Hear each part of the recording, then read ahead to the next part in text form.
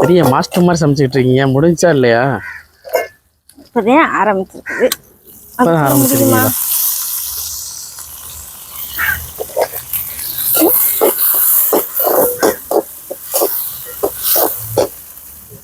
என்ன சமைக்கிறதே ஒரு கலை தானா? சார் பாப்பா தூங்க வச்சாச்சு. அவ்வளோதான் முடிஞ்சிச்சு. கொஞ்ச நேரம் இருந்தே டக்குன்னு முடிச்சிருவோம்.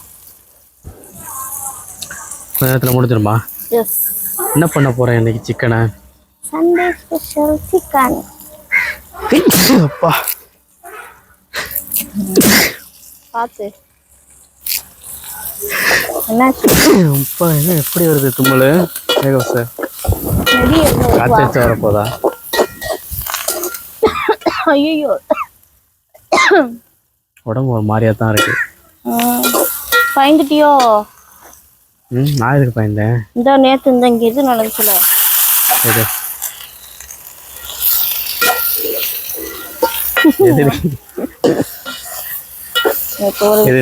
அந்த பணத்தை அடிச்சாங்களே இதுவா? இது எப்பயும் நடக்கிறதானே, நமக்கு தான் புதுசு. இங்கே இருக்கிறவங்களுக்கு பூரா அது பூரா பழகி போயிட்டாங்க. இருந்தாலும் இப்படிலாம் பண்ணவே கூடாது. சின்ன பிள்ளையே தெரியுது என்னன்னா எங்கன்னா கூட இப்படி எரிச்சுக்கிட்டு அவங்க அடுக்க போறாங்க.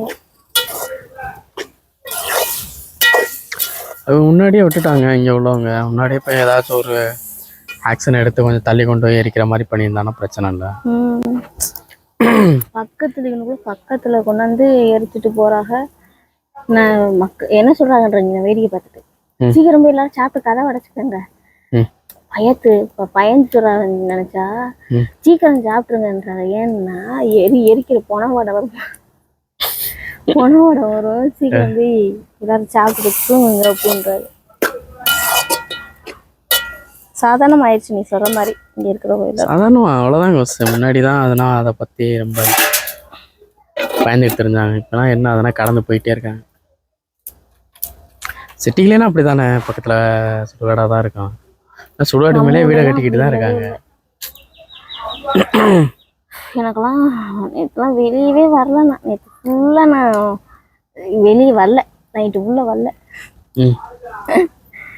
எதுக்குமே வரல. ஒண்ணுக்கும் வரல, ரெண்டுக்கும் வரல. காலையிலவே எந்திரிக்கணும் முடிவு பண்ணி படுத்துட்டேன். சரியான பயம். பாதி நேரத்துல நீ கதை திறந்தியே புகை மூட்டமா இருந்துச்சுத்தியா? சரியான வாடை வேற வந்துச்சு. அவங்க சொன்ன மாதிரியே. நம்ம சேவல் அங்கிட்டு நிக்குதுன்னு நினைக்கிறேன் சொல்லி விட்டு அதோடுக்கு அங்கிட்டு போயிடாம வாடை வந்துச்சு. நல்ல வேலை பத்தி வாங்கிட்டு வந்து பொருதி வச்சனால நமக்கு கொஞ்சம் சமாளிக்க முடிஞ்சிச்சு.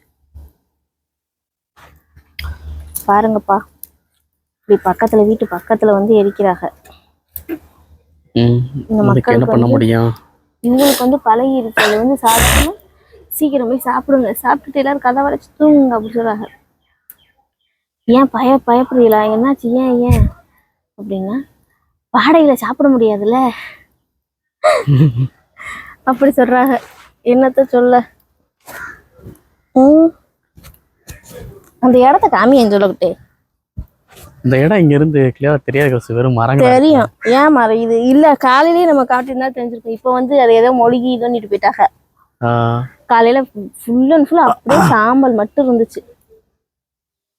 மாலையில எல்லாத்தையுமே ஆடு மாடு தின்னுக்கிட்டு இருக்குது. வந்து அதை என்ன பண்ணாங்க, இது எலும்பு கூடலாம் எடுத்துட்டு மொழிகிட்டு போயிடுவாங்க. ஆமா, அவங்க ஏதோ கொண்டு கடலை கறக்கிற காண்டி எது வேணுமோ அந்த பார்ட்ஸை மட்டும் எடுத்துட்டு போவாங்க. அவ்வளோதான் மாட்டேன். ஆமா. என்ன ரசம் வச்சியா இல்லையா? சிட்டியா சம்மா ரெடி. கறி இது ரெடியானா சாப்பிடலாம். செம்ம சாப்பிடலாம். இதெல்லாம் காலை சாப்பாடு 12 மணி ஆயிடுச்சு கவுசு. நம்ம எந்திரிச்சது லேட்டு. எந்திரிச்ச லேட்டு தான்.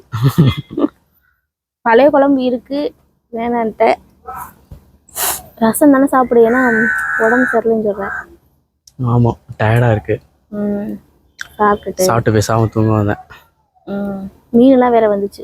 நகர மீன்லாம் செம்ம மீன். நண்டு இப்ப இன்னும் வந்துகிட்டு இருக்கு பாரு. அப்பயும் அதே வாங்கிக்கலாம்ல. அப்புறம் இல்லை, நான் என்ன சொன்னேன், இன்னைக்கு சேவலை தானே பிடிச்சிதான் சொன்னேன். சேவலை தான் விரட்டி பார்த்தோம்ல, பிடிக்க முடியல. அதனால தான் கறி வேண்டிட்டு சொன்னேன்.